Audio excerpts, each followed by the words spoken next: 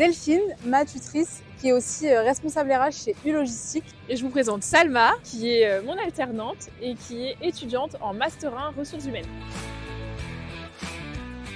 Salma m'apporte beaucoup.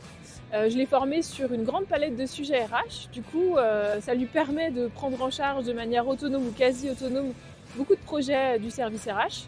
Et puis sinon, Salma, c'est une étudiante en ressources humaines. Donc, elle découvre la fonction, elle a beaucoup de questions.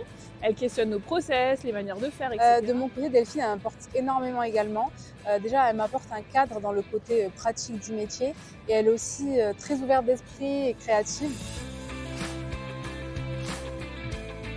Ok, j'ai plein d'idées. Ok, on dit à 3. Ça marche.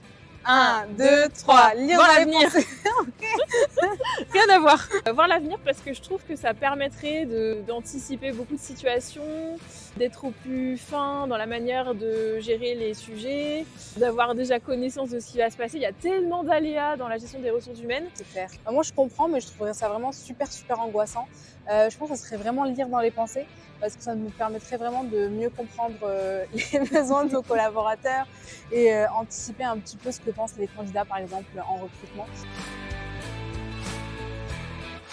Tremplin vers l'emploi parce que chez ULOG, on a vraiment à cœur de former nos étudiants à devenir de véritables professionnels dans leur domaine.